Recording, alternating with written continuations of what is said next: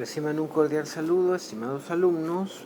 Vamos en esta ocasión en el curso de semipresencial de la materia Psicología de la Personalidad, iniciar el estudio del dominio intrapsíquico. ¿Qué objetivo tendremos? Estudiaremos la personalidad desde un enfoque psicoanalítico, tomando en cuenta las principales teorías que exploran los aspectos inconscientes y las motivaciones internas. ¿Qué estudia el dominio intrapsíquico? A este dominio le conciernen los factores dentro de la mente que influyen en el comportamiento, los pensamientos y los sentimientos. Este dominio, por lo tanto, explora las teorías clásicas del psicoanálisis y las diferentes concepciones epistemológicas que se tienen sobre la conducta en cuanto a una visión muy propia del inconsciente y su influencia. Resultaría imposible profundizar en el dominio intrapsíquico sin hablar del representante más ilustrativo de estas corrientes, que es Sigmund Freud. Este médico neurólogo de origen austríaco, considerado el padre del psicoanálisis, fue una de las mayores figuras intelectuales del siglo XX. Su interés científico inicial como investigador se centró en la neurología, lo que lo llevó poco a poco, de manera progresiva, hacia la vertiente psicológica de las alteraciones mentales. Sin duda recordarán de Sigmund Freud en sus materias básicas de psicología general, y es un personaje fascinante cuya herencia, cuyos aportes se palpan de manera muy significativa en las distintas corrientes de la psicología aplicada.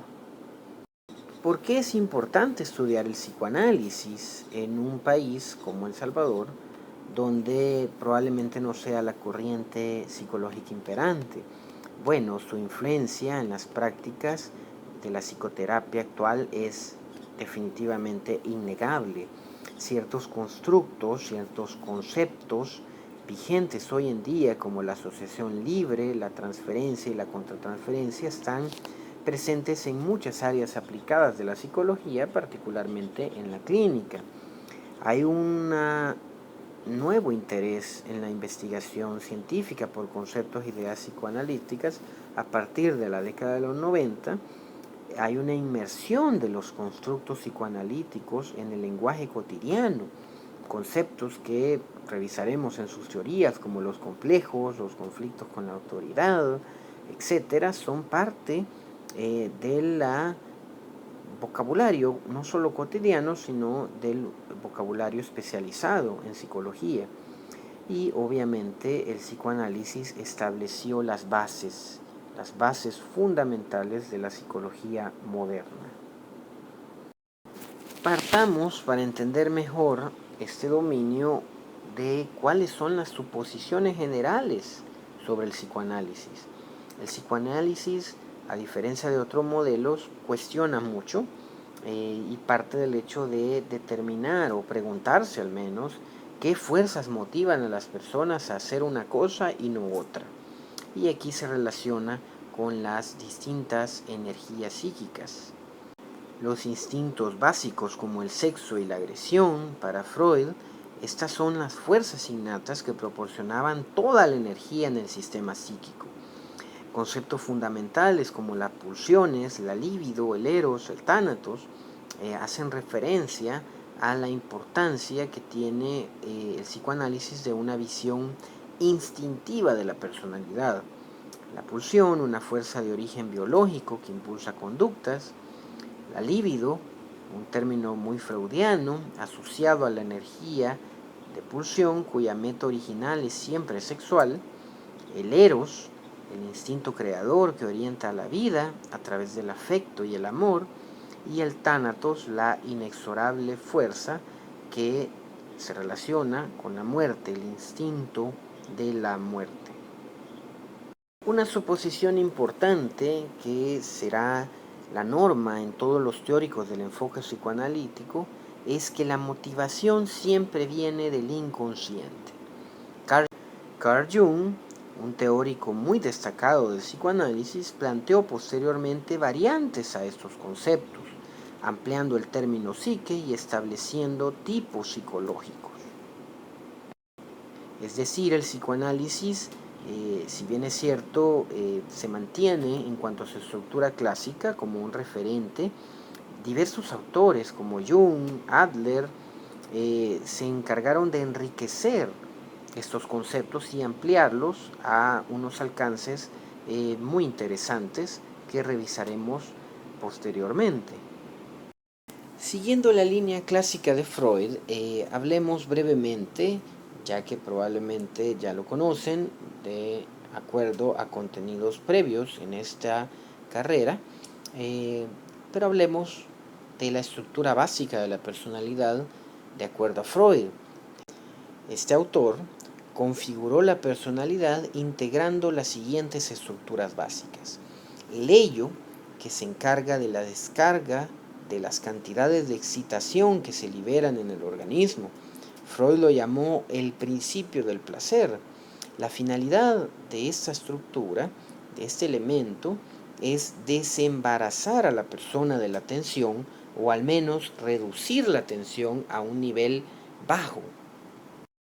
El yo, por otro lado, es gobernado no por el principio del placer, sino por el de realidad. Este elemento se encarga de equilibrar la descarga de energías psíquicas a fin de satisfacer necesidades, haciendo uso de la razón al presentarse los estímulos. Por otro lado, el superyo representa lo ideal más bien que lo real.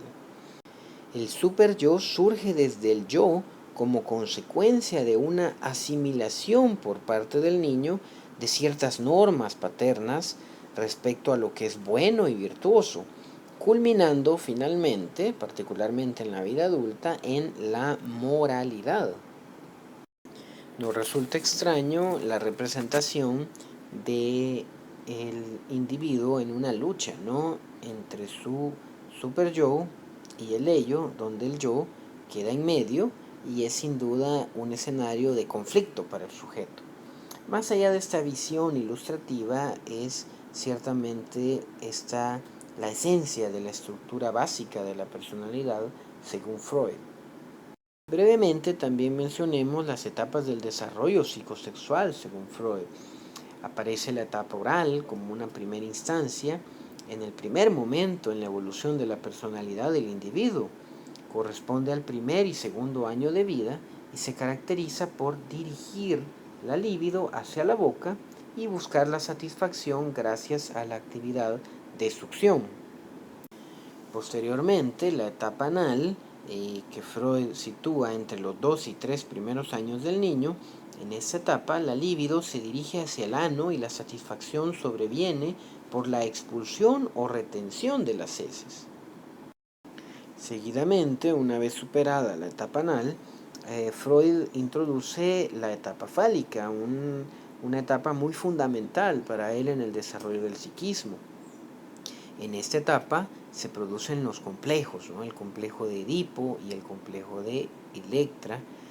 Esto ocurre entre los 4 y 6 años, ya que el niño tiende a dirigir el impulso erótico hacia sus genitales y consigue la satisfacción, el varón mediante el juego con su pene y la niña con su clítoris, o mediante la masturbación. Posteriormente aparece la etapa de latencia, una etapa del desarrollo psicosexual situada entre los 5 y 6 años y la pubertad.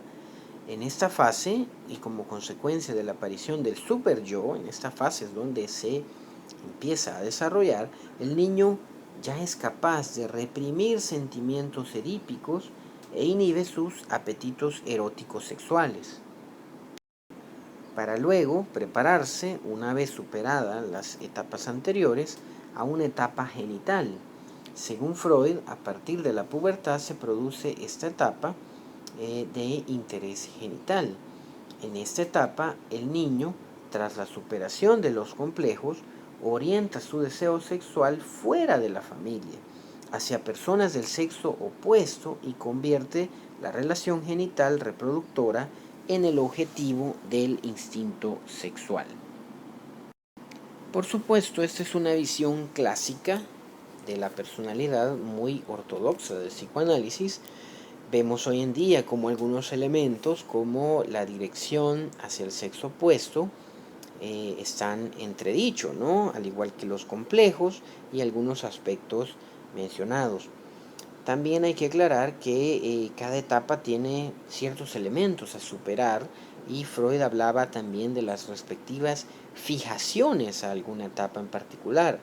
El tener la experiencia de quedar fijados en algunas de esas etapas generaba para Freud algún tipo de conducta muy particulares que luego podrían fácilmente progresar en una neurosis o en un conflicto de la personalidad más intenso.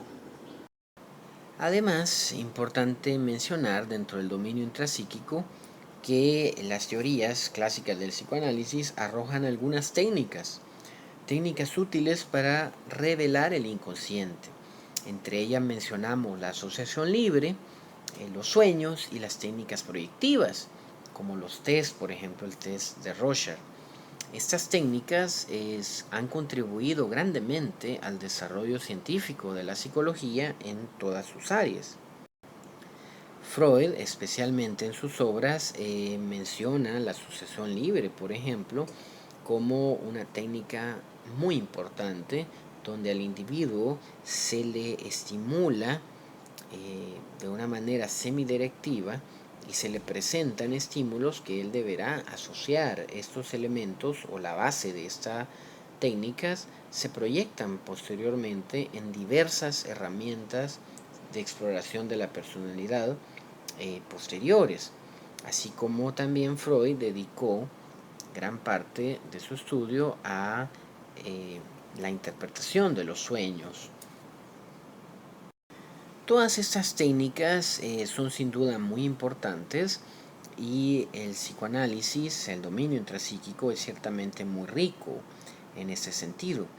En la actividad de clase esperamos también complementar con sus lecturas y con las actividades, también profundizar en estas técnicas y otros temas muy importantes como los mecanismos de defensa y las obras clásicas de estos autores. Hemos revisado entonces algunas premisas básicas del dominio intrapsíquico y particularmente de la teoría de Freud y las técnicas para revelar el inconsciente. No olviden revisar las distintas fuentes, no olviden realizar las actividades de clase, las lecturas complementarias y las investigaciones al respecto. Reciban un cordial saludo, quedamos pendientes de seguir desarrollando el resto del curso y de este tema. Quedamos a la orden, un cordial saludo y hasta pronto.